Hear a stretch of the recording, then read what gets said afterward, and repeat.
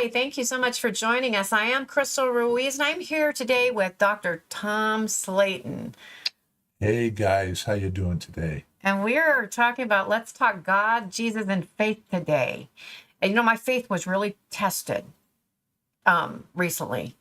And I think a lot of people, it's the holiday season, right? And people have these emotional problems like during the holidays. I mean, it's sad. I mean, if you've lost someone, COVID, people lost a lot of people during COVID. I'd tell you an interesting thing. We started calling it the holiday season when someone decided you couldn't talk about Jesus anymore. Isn't that crazy? So they made it the holiday rather than Christmas, which is the birth of Christ. Yep. They didn't want to say the birth of Christ, so they made it the holiday season. Don't want to offend anyone. We could have picked the holiday season in May. Yep. Exactly. It's crazy. It's crazy. But during this time of year, you got Thanksgiving, you got Christmas. For other denominations, they have other things in between. Yeah. But people tend to get more depressed during this time. In the wintertime, you don't go out. The sun is not as bright or as long. You get more rainy days. So people are really struggling with depression during this time. And so psychiatrists and all that are getting paid a lot of money right now. Oh, yeah. Yeah. And we're seeing a lot of suicides. Always around, quote unquote, the holiday season, you see a lot of suicides.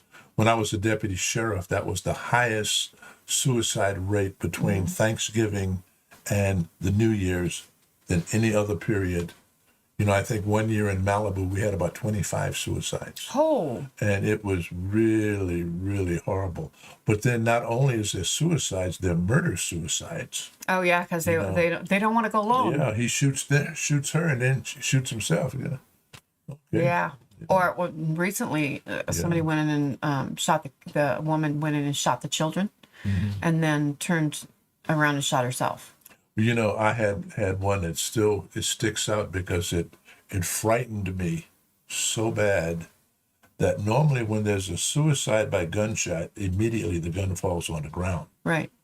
This time it didn't. The guy had killed his wife, shot himself, but I couldn't find the gun. So that meant somebody had the gun. Where was the gun? Well, what had happened is he shot himself. Boom! The gun went under him and he sat on it. Okay. I was so glad to find that gun. Yeah, I bet you were. I was looking around in that house. You're like, maybe this isn't murder suicide. Maybe this is murder. Maybe somebody's still in the house. Yeah, exactly. Well, whatever. We better get back to us. Any rate, so I want to talk about. I think that right now during that time when people are more depressed, this is when we should be turning to God, because we can't handle it. God can, right? So let go of what you have and let God do what he does is what we really need to put in our head. But sometimes it's really hard. So how would you suggest to Christians and just regular folks, how do you do that? Well, one thing I think you have to first off make a quality decision that you're going to be happy during this time of the year rather than sad. That's number one. Depression is a thing where you sit and you start thinking about what you don't have, what you don't have, what you don't have, how it could have been, rather than listen, what do you have? Well, number one, you got the ability to breathe. Yeah. Number two, most of us got the ability to stand and walk. Most of us have loved ones. Most of us have a mother. We sure had a mother at one time, etc. We have to think on the good things rather than the negatives. Bring yourself up rather than pressing yourself down. And I think that pressing is the key word there, because I think when we go through the holidays, like you said, it did just hit you every now and then. For most people have, they've lost loved ones, and this is the time where we remember them. The Thanksgivings that we used to have with them, the Christmas that we used to have, the New Year's we used to have, and we can't have that anymore. And that's why we get that feeling of depression, but it's not, it doesn't have to stay that way. And I think you're right in saying you choose. I always tell my kids, Yeah, you choose your attitude. You choose your attitude. You choose to how you're going to act. You choose. Now, this is an important one to me. How you respond to things. Oh yeah. Not just how you react to things, but you have to learn how to respond. Respond positively. Well, to be up since it's the holiday season, actually it's Christmas, which is the birth of Christ. Go read the Christmas story. Find something good in there. Yeah. Rather than finding yourself depressed. One thing that I have going for me is I've been around a little while now, and I can think back when we didn't have internet, when we didn't have cell phones, when you may hear about a poem, and I recall the biggest time I had was when they would bring out what was called the funny papers. Oh yeah. Yeah, I remember those. In the funny papers, they illustrated the night before Christmas. Oh. It was the night before Christmas, and all through the house, not a creature was staring, not even a mouse. And on and on. And I actually sat and memorized that whole thing because it made me happy. This is a time to be happy, Crystal. Yeah. This is the time to know I'm happy. Well, why are you so happy? Well, number one, I'm an American and I am blessed. Yeah. Well, and wherever you are, you're Our blessed. whole nation, though, we are blessed beyond measure, and we're supposed to be happy. Yeah, I think not God supposed wants to be us depressed. happy. He I think God wants wants, happy. but I think it's a choice. I mean, It is. when you look at the suicide rates today are absolutely astronomical. But maybe it was so before it just wasn't advertised. Like people weren't talking about these types of things. Well, going back, I'm a little bit older than you, Crystal, and I'll tell you something that I recognize.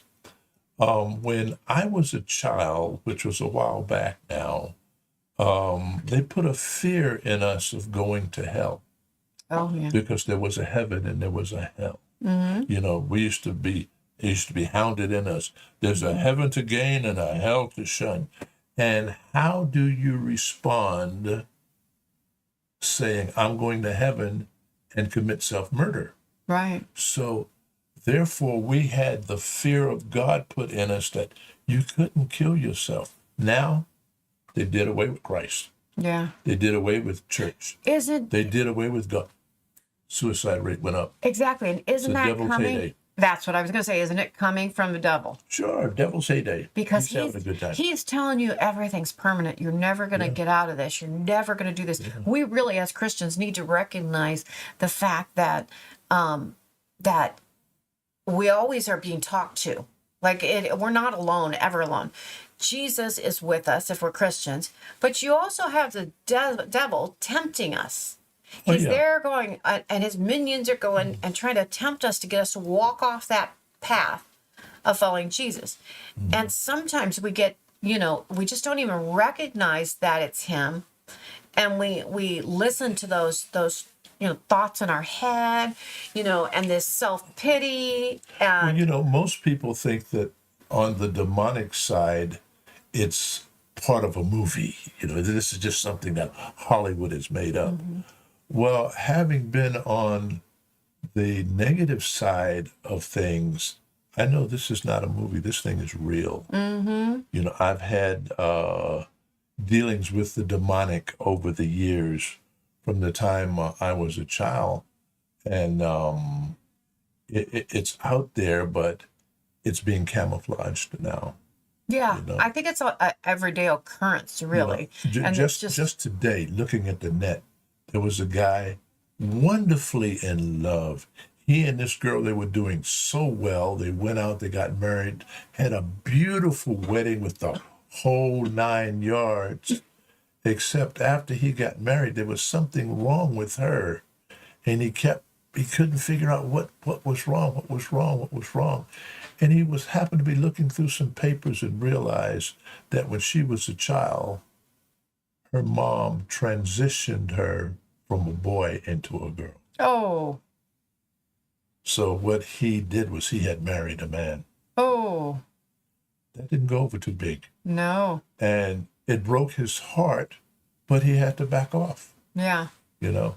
Well, it's those types of things that we're dealing with today, and we have to keep putting our trust in God to do the right thing. Yeah. And I think we have to let him be a part of our daily You lives. got to hear that still small voice that God speaks in. He doesn't shout at you, No, I but don't he think he needs to. speaks to everybody, saved and unsaved. It's better if you're saved. It's easier to hear, but he speaks to the unsaved also because he loves them. And he's wanting them to be saved. Yes. He wants them to choose him. And that's the cool part. He wants us to choose him, but when you think about it, he chose us. He chose us. He Yeah. chose us. And that is so exciting to me. First, yeah, And I he think chose you're right. us. I think we have to hang on to things like that. We have to hang on to the idea that God chose us. Yeah. Because that means there's something special about us. That means that we're not just nothing.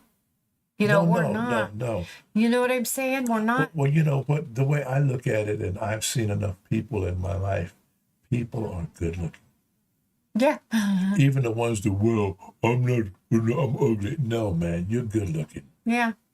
You just don't even realize it. Well, that's it. But look at it from God's point of view, you know. You're created in his image, in his likeness. You know, you can do exploits with your life if you make a choice. Yeah. Yeah. I think it's funny that you bring up that good looking part. When I was growing up, my mom, and she was trying so hard. She was so sweet. And I got it later on. But at the time, in the middle of it, I didn't really get it. Probably a teenager then. I was a teenager, yes. And my sisters were just beautiful. One had dark hair, long dark hair. Sometimes she had it short, but she was just beautiful. Dark brown eyes. She had a lighter skin complexion, so it just was gorgeous. She's very, very skinny. All the way up until her late teenage years. And then my other sister was tall, 5'10", blonde. She was very thin also. I was average height, average weight. I looked average. To me, that was what I was, average. Now, my mom used to say to us, well, you're all pretty in your own way. And she thought that would help us because then we wouldn't, think the other one was Moms prettier. know how to do things like that. And I'm like, pretty in my own way. She's saying, I'm ugly. And I didn't get it until later on. She was trying not to insult the other girls and yet get me to lift me up. And it's just because I was a teenager and, those hormones are going everywhere. I was thinking to myself, man, and I don't think of myself as pretty. I think of myself as pretty average. That's what I am. And you know what? Makeup will help a little bit. You haven't looked at enough people yet. Is that it? Yeah, No, I've seen the wrinkles now. I'm not hitting on you. I'm a married man. You're very pretty, Christian. Well, I don't know about that. I know. I do. I look in the mirror now. I'm a man. And I go, where the heck did those wrinkles come from? That's like wrinkles from an old lady. How did I get those? I want to tell you how. A guy told me last week how he says when you look in the mirror, keep looking to see the guy that's behind that guy standing. That's good. That's good. I tell you, I just, I rarely look in the mirror anymore. But I never was walk one. by a mirror and jump. Who is that in Who my is that? house? Who is that? Who is that? And where did that come from? I'm thinking, We're having too much fun I'm going to here. end up having jacks, You don't just do a little nip and tuck. You have to use jacks to lift some of us up. I'm telling you. Somehow we went awry on this conversation. Changing the subject, this is not Hollywood, but in Hollywood, you know what they do? They have that clear tape. I'm serious now. That's right. And they put the tape under here and they stretch it around and tape it up here to hold Is that that back how like it this. works? Val was telling me about that. Right. She was telling me and she's a beauty queen. So I was like, okay, you got to help me do that sometime because I'm seeing all these wrinkles and I don't know what to do about it. Yeah. And you know what she does? She has her camera and she puts it on a mode that makes you always look young. So I'm like, that's good. I have skinny mode. If you take your photo and you look down just a little bit, and then if you have one that makes you look young, we're good. It doesn't really matter what you look like in the mirror, right? I was in a service in Virginia and I was called to speak. and they had a girl in the choir. Everything was fine, but when she stretched her arms out, she had this thing, and it looked like wings. Yep. And The she would get the wings. wiggling, and I was just sitting there thinking, if she flaps that thing any faster, she's gonna take off. Yep. Oh, Yep. that was terrible. But it's true. As women, we don't have that muscle retention, so you do get that. Hey, And guys guys get a little guys too. get them But you things still too, have a you know. lot. I mean, you're how old? 80? I'm 80. Yeah, I'm on my you've way got to good looking 81. arms for 80. I didn't realize you're about 6 years younger than my dad was. Really? Yeah, I really Wow. didn't know until you mentioned something the other day, and I was like, wait a minute. I had to do the calculation. And I went, wait a minute. 'Cause my dad was 30 years older than I am. And so he would have been 86. Well, you know, Gail and I were married in 65. Yeah, well, and that's what made me figure it out. Yeah. Because my dad was in the military and got out in 63. Now, I didn't know it until I was researching some of his stuff and trying to do the Yeah, get information I went on in him. 63. And I guess I have to do a FOIA act for his because they won't. They Yeah. aren't releasing anything. They don't give you any So information. yeah, it's the craziest thing. They wouldn't even respond. Yeah. Like this was a congressman's office. Yeah. Like he is, one of his people was helping me do it, and he left, and they never got back. And so he's like, "No, we need to do a FOIA because that should have come back a long time ago." Yeah. I mean, I just want to know. One, I'd like to know if my dad had any military. He was injured, but I don't know if he got Purple Hearts, anything like that. I don't know If what he was injured, he got a Purple you would Heart. think. So I don't know. No, he did. And then he was injured. One time he was an 82nd Airborne, and he was attached to CIA. He jumped out of perfectly good airplanes with suitcase nukes. So during one of the training missions, he jumps out of the airplane, and his jump thing got caught on the plane. And so he's dangling from the plane, and they're going so fast. Well, that's not good. And he had to cut himself free and then pull the lever for the backup. What is that thing? Pack, you know that. No, the parachute. Parachute. So it's the backup parachute had to Yeah. be pulled out because it was the first one that caught on. So he got that pulled, but then, yeah, because every organ in his body shifted. And so it was like crazy. What are things that happen to people, I tell you. Oh yeah, he was.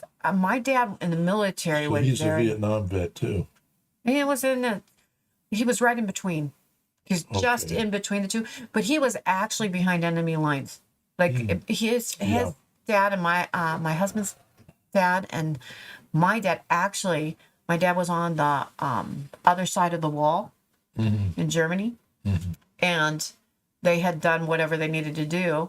Him and his partner, and they were trying to get out, and they got lost, and so the people trying to retrieve them got lost.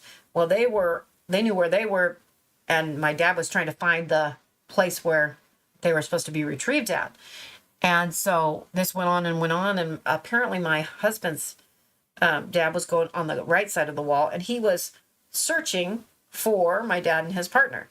And so later on, they figured out that they were actually searching, he was searching for him. But it was really interesting because when I think about it, I don't think my dad like that. I think of my dad as my dad. Of course, know? yeah. I mean, that's the way, we are. We just think of our dads as our dad, our parent, My mom's my mom. I Yeah, love them both. Still exactly. loved them. not realizing how precious they are until you mention them. And that's the Yeah. thing. That's what happens at this time of year. And that's what happens with them to us too. Yeah. Oh, well, and that's it gets me because one of my daughters is turning 18 in just a few weeks, and I'm thinking, one day she's going to decide she's just done and she's going to leave, and that's going to break my heart. Absolutely break my It's heart. really something I can recall back to 1963 when I was going in service. My dad was so proud of me. When I opened the door, my mother started to cry. Oh, I said, "Mom, what's wrong?" She says, "You're leaving me." oh yeah, yeah. That's the feeling Yeah, right there. You're yeah, leaving me. yeah. That's the feeling. Well, I came home and visited and all of that, so it all worked out good. Yeah, but it's true. I mean, some of Yeah. the, going back to the depression and the, things that people go through in life.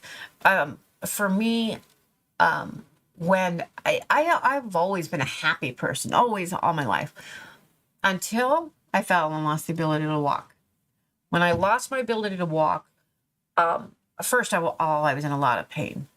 Second of all, I was told I'd never get out of that wheelchair again. Third of all, I lost my apartment, which was by the beach. I lost everything. Everything that I possessed was gone. Everything had to be gone. And I'm sitting in a tent. And didn't have a car to live in. Didn't have, well, I had a van. That's the only thing I could get in and out of. But you couldn't sleep in there because of my knee. Oh, wow. So I had to get out carefully because the door was hit on the driver's side, and I had to carefully get out from the other side. Well, it was carefully until I had a squirrel jump in with me, and then it wasn't so carefully because I was trying to escape. I never understand, but I guess it's just being a guy my size, why something so small can panic people. Oh yeah, well when it's in the car and the teeth are like, I remember now my grandpa was 6 foot, I think he was 6'3.5". So he was substantially smaller than me, but I was just a little child. And we were walking down the street, and this vicious dog came charging, and you could see he was coming for Grandpa. Grandpa never broke stride. Just when he got kicked him out, I said, oh, people were in a panic over what was going to happen to Grandpa. Then they were in a panic over what happened to the dog. Then they're like, oh my gosh, the dog. Yeah, he hurt the dog. Oh my gosh. Oh, it's funny. Yeah. But we get in a panic over things. You see people that screaming over a mouse. Why? Oh yeah. Well, think about this. Now, picture, we're talking about panic over a mouse, right? Which I've done myself. I've jumped from the horizontal position to the vertical position in 1 second and been on the couch. All you do is pick them up real quick, slam them against the wall. Well, when I gained composure, I took my broom and slammed them against the wall. Yeah, we'll see that. But it took a moment or two. But think about this. Panic is another, people are having more panic attacks too. Mm-hmm. The stress of everything. Since the lockdown, we see people who are having stress, like stress-related issues over the craziest things. I always went window shopping at Christmas time. I love to look at the lights and the decorations, and I love to look at these fancy clothes, and I go, oh my gosh, this would be so funny if so-and-so, this is just their style. No one else in the world will wear that outfit, but this person. And we would just laugh because we knew that was made just for them. And so we buy it for them, Well, when I grew up, we would stand in front of Macy's. Oh, yeah. And just sing, it's a beautiful sight, we're happy tonight, walking in the winter wonderland. Oh, yeah. And just a dream. New York City is just a dream to look at the ornate windows and everything. And go, man, wouldn't it be cool to go, skiing, or wouldn't it be cool? They have all different kinds of scenes in those windows, and they do it now everywhere. But gotta tell you about skiing. My first time skiing. Mm-hmm. I decided I'm gonna be brave. I'm not gonna go down this little bunny slope. I got on the skis and I came straight down. And I'm going, oh, God. All I could see was the lake in front of us. Oh, and my the God. lake was frozen. But way out there it wasn't. And I'm going, well, you're supposed to ski this way. Right. Like me, I come straight down. Oh, my God. So I must have come down and seen it was 100 miles an hour. It wasn't. But I finally got to the bottom and flattened down. And a tree hit me in the face. And I tell you, that was my first time skiing and my last time skiing. So I got one for you. Don't do skiing. I got one for you. I went skiing with kids at school. We had we had an opportunity to all of us go as a class. So I decided, okay, I'm going to go. And I went with my sisters and we got their skis, and I didn't know how to ski. So that we were going to go down the Buddy Hill and we were going to get trained how to ski. Now, this instructor tells us, it's not like the cartoons. You don't roll head over skis. And he's going on and giving us all this instruction. So I come down the bunny hill just like he told me to do, with the little V shape, with the skis in the V Skis in the shape. V shape to slow you down. Right, which is full of bull. And that story that he told that you can't roll down a hill, I rolled like a ball, and the skis stayed on over and over. I looked like a cartoon. And by the time I stopped, everybody's rolling and laughing, and my skis, one's going one way, one's going the other, and I'm just laying there. We're supposed to be being spiritual on I know. this program. Well, it was God saving me because I didn't break a bone. I was like, thank you, Jesus.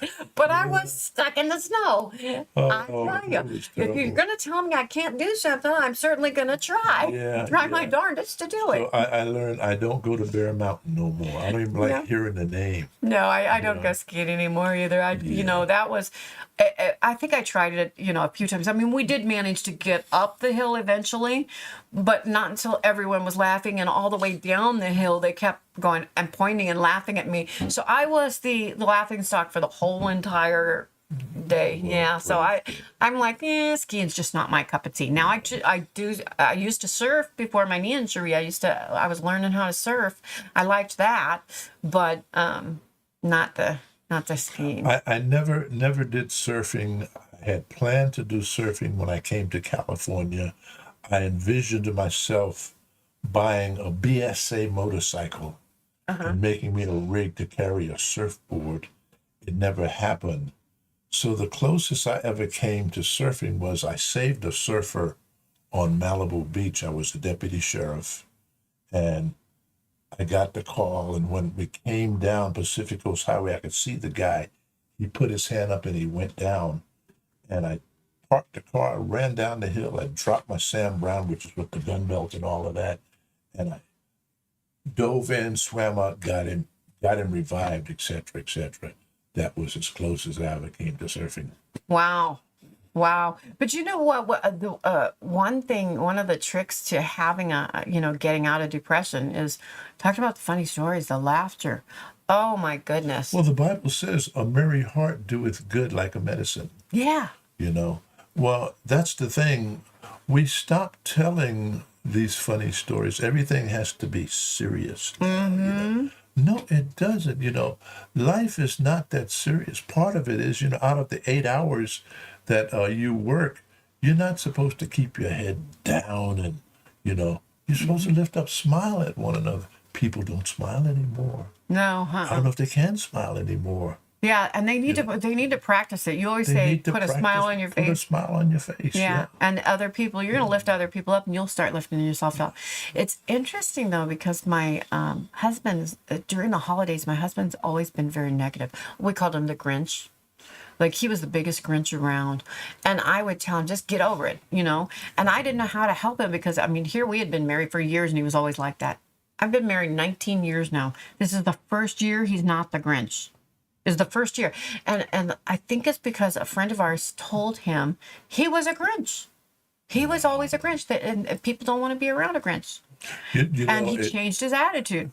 I know being married 19 years is a long time. To some. However, I've been married 59 years. Yeah. Doesn't it feel like just yesterday you walked down the aisle? It does. I'm so excited. And, that triggered something in my thought process. What has changed from yesteryear to now is we used to walk around singing happy songs. Yeah. Like, Even the movies all had those kinds of things. Zippity-doo-dah, zippity-ay, my, what a wonderful day. Sing nothing like that now. No, Now we sing, you're a mean one, Mr. Grinch. Yes. Your heart is made of stone. Yep. Get out of here. We have to go back to being godly in our thought processes, lifting each other up rather than tearing each other down. Smiling. Put on Yeah. Show your teeth. And I think what another thing is we got to stop thinking so much about ourselves. Ah, You know, yes, I do know. got to think about Yes. other people. Yeah, And that really, really helps. yeah. Because if we're thinking of other people, we're doing what God wants us to do. Well, we're going to be a blessing. How can I do good? Who can I help across the street? I How can I help remember. today? Yeah. See, now coming from the East Coast, New York City, New York has been given a false reputation of being really a mean place to be. It's not. It's a fun place to be. But I think of such things that have happened, like, there's a guy, he decided he was just going to be happy and everything. Well, and be gracious. So he's going to help this old woman across the street. Except she was afraid of him. She thought he was trying to attack her. She's hitting him with the cane. He said, no. Well, that made everybody else's day. I bet they were laughing probably. It did. But we have to get back to that. Yeah. We have to start holding doors For each other. for each other. Yeah. I remember just here, and we're in the city of Hemet. I opened the door for a lady, and I held it open. She said, I don't know who the blankety blank you think you are. I can hold my own blankety blank door. I says, well, you know what, ma'am? I'm still a gentleman. Oh, nice. So come on in. And I just held it open until she walked in. it was a few years ago, and I had somebody, I just walked up to the door and I actually went to open it. Mm-hmm. This guy, I didn't even know, he was my friend's date, but he walks up and smacks my hand. Don't touch that door. And then, exactly, he just smacked my hand, and then he opened the door. Yeah. And I was like, A man after my own heart. whoa. I was so upset because I was like, what the heck? I can open the door if I need to. I mean, he was way back. Why would I stand and No. wait for him?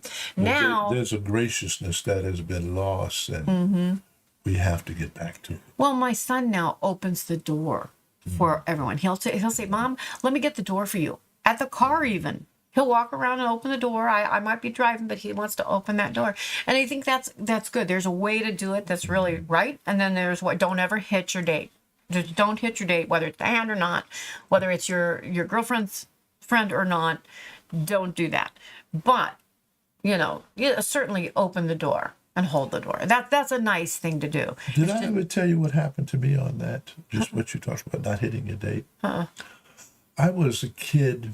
I think I was 13 years old, and we lived in the projects in New York City. And as I was coming down the hallway, my dad was coming the other way, and he grabbed me and he slammed me against the wall. And I hadn't done anything. I hadn't said anything. And he said, I'm going to tell you something. Don't you ever strike a woman for any reason. Do you understand me? You walk away. Okay, why do you say that? He let me go and he walked on down the hallway. Okay. I learned that lesson. You don't ever do that. Yeah. I don't know why, but Yeah, I don't know why. And I didn't know odd why. timing. It was never in my mind. Well, over a period of time, years as it went on, living with my dad, I learned that my dad was a very gracious man, and he was taught by his dad, a man is never to strike a woman for any reason whatsoever, even if you're hit by one. Yeah. My dad never, ever, ever hit my mom. Ever. Yeah, no. Now, they might have had fights, but never. Yeah, well, Gail and I have had words over 59 years, but I've never hit Gail. Yeah, no. I was never brought up that way. When I was dating her, though, I remember when she had a thing, she'd always hit, boom, hit. I said, do not hit me. Mm-hmm. So she hit, and I took her by the arm and said, let me show you something. She said, She learned her lesson. don't hit me. So that was the end of the hitting. Yeah. We don't have that in our family. But I know some people have that this time of year brings those kind of things out. It and brings makes them meanness out because it brings hopelessness out. right. And you don't have to be hopeless. Exactly. We have Jesus. We aren't hopeless. Yes. It's all about the hope. Yes. It's all about the knowing that our lives are changing. No matter what the situation you're in right now, it's changing, and you have to hang on to that hope. I think one thing I learned as a young man, I grew up in church. I tell people I had a drug problem. My mama drugged me from one church to another church to another church. But I remember Pastor Winley. Pastor Winley had one eye. And he turned like this when he wanted to see what was going on. And he would say, "Oh, I'm going to tell you something." And everybody would be waiting. He says, "It'll always get better." I said, that changed my life. Yeah. Regardless of what you're in, always remember it will always get better. And that is the truth. And that's how you get out of the depression. Exactly. You don't say, well, it could get worse too. No, it will always get better. You already hit the bottom. Why? Because God is a good God, and God will always lift you up, and He will always make it better. Yeah. And you're gonna get more than you lost. And that's what we have to remember. I remember, I would go to I was a waitress for a while. I worked in the restaurant industry for many, many years. And I remember, going to work, and I'm thinking, I need, $20 more for the mortgage. What are we going to do if we can't pay it? How are we going to get this done? Totally freaked out. But over and over again, if I needed $20, God gave me $60. If I needed $100, He'd give me $200. It was always over. Always over. Over yes. what I wanted and needed. Yes. And he had it there. I didn't have to stress. I didn't have to worry. I didn't have to, bring that on myself. I could just put it on Him, and He took care of it. Yeah. And let it go. Well, it's interesting. You said that you could bring it to Him and He'll let it go. He said to cast the whole of your care on Him. Whatever's bothering you, says cast it on Him. And it's interesting, we don't think about these terms that we use. Like to toss is to throw it forward. To lob is to throw it underhand. But to cast is to throw it over your shoulder. Once it's over your shoulder, you'll never see it again. Yeah, you can't see it. Yeah. Yeah. And you cast your troubles on Him. And better than that, where did He say cast them? In the sea of forgetfulness. Yeah, so we don't And I remember. said, why in the sea? Because once it's in the sea, you'll never see it again. Yeah. And we have to, that's practice, though. Yeah. We have to practice that. Oh, yes, you do. Because I don't think you're born with that. I think you are born with it, but I think it's stolen. Maybe. Children come out crying because somebody smacked them on the behind, and then they get happy. Yeah. But then when they get happy, what are they doing? They're making too much noise. Hush up. So now you got to start crying again. Yeah. Well, no. Inside, God made us in His image and in His likeness, and He's happy. I love the depiction of somebody had of Jesus with this big smile. It was just so wonderful. Now, I'm sure that's not the way Jesus really looked, but just the depiction of that big smile just really. Isn't it amazing happy. when you think of Jesus, you don't really think of Him like smiling. You don't think of Him as funny. You don't think he had a sense of humor. He still does. Has a sense of humor. I mean, we have a sense of humor, so why wouldn't He?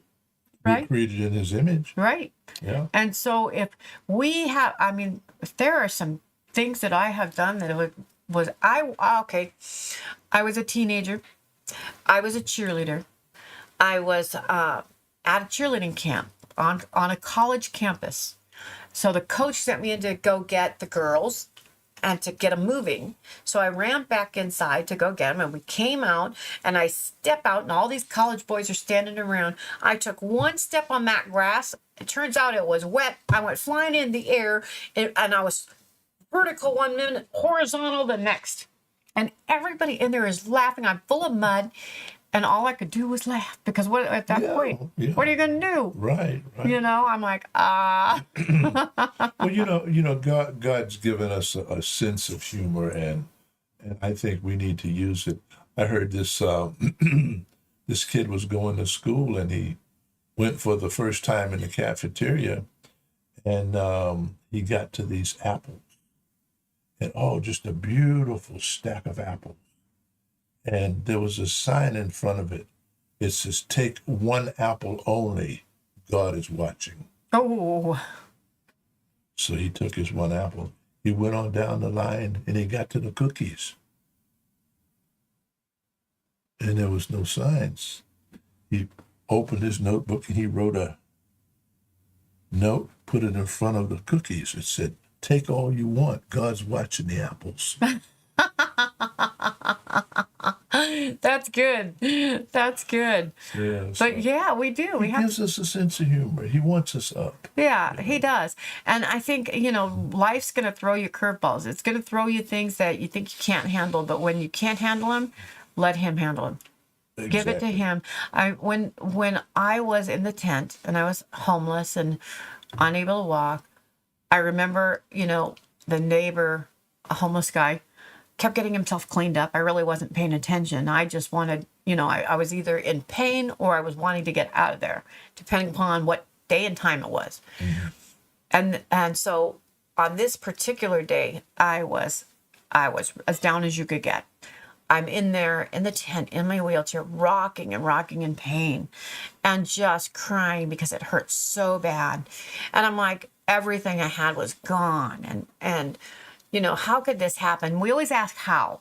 How could you let this happen, right? How does God let this happen? So that's where my mind was. I was really down. And I look out the tent flap, and there's the guy who thought he was going to be my boyfriend out there relieving himself right in front of my tent flap.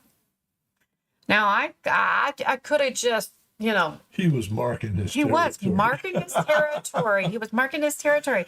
And I'm sitting there going, I can't get any lower than this. And I can't deal with this. And I'm looking up going, God, you deal with this. And all of a sudden, all I could do was laugh about it. Because what are the chances this crazy guy thinks he's going to be my boyfriend, and he's out relieving himself in front of the tent like some dog.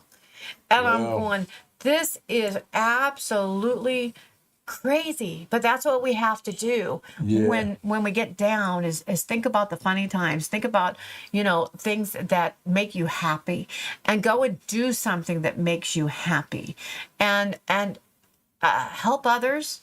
And make sure that you go and stop thinking about yourself. Stop thinking about your situation. Yeah. God's going to take care of everything. Let's say you don't have enough rent. Let's say that you're going to be evicted and you can't get any lower than being evicted and not having a place to live. What's the worst that can happen? You could be evicted. Well, it's the thing about it when you come from a place like New York City, you learn something. When you rent places, rent them from older people. Mm-hmm. Now, when I say older, I guess I would qualify as the older now. But say rather than renting from somebody in their 20s, rent from somebody in their 50s or 60s. You know why? Mm-hmm. The ones in the 50s or 60s, they know he'll come up with the rent. He just can't do it right this second. Give him a couple of more days. Yeah. Rather than being stupid and, I'm going to put you out the day you don't pay the rent. Yeah. Dummy. Yeah. Well, and sometimes we think, okay, we're going to be evicted, but when we talk to the landlord and tell them what the situation is, they don't mind waiting. Yeah, right. They want good tenants. Exactly. But same with your credit cards. Right now, people are paying like 30% interest. It's absolutely unthinkable. It's unthinkable. And if really is. Trump does what he says he's going to do, he says he's going to not allow him to do more than 10%. Now, I'm not sure how he can do that. I don't know if he can do it at this. I don't know.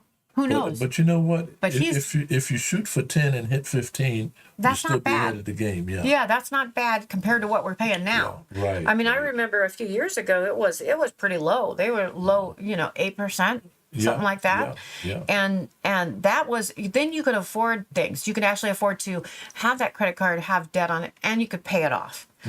But right now, the credit card debt is so high, some people can't pay it off. You have to make priorities. And we worry. We worry that, okay, I haven't paid my electric bill this month. So do I pay the credit card bill or do I pay the electric bill? Do I pay the gas bill or the water? How are you gonna juggle it? The help in that is when you remember the scripture says, my God shall supply all of your need according to his riches and glory. He's going to cover the electric bill. He's going to cover the gas bill. He's going to cover the water bill. If you will release it to him and stop being concerned about it. That's the hardest thing for people to get a hold of, is the releasing part. And that's Because exactly they think it. they got to fix it. They got to fix it. That's exactly it. That is exactly it. Yeah, let go and let God. Yep. That's exactly it. We've got to let him do his thing because we can't handle it all. We can't do it on our own. We weren't made to be on our own. No. We were made to rely on him. And you know what? However it turns out, it's going to turn out for the best. It's an interesting thing now. I've been pastoring this particular church since 1981. I don't know if the average person realizes I don't take a salary. I don't get a salary. But I have to rely on God to provide for me every month. Yeah.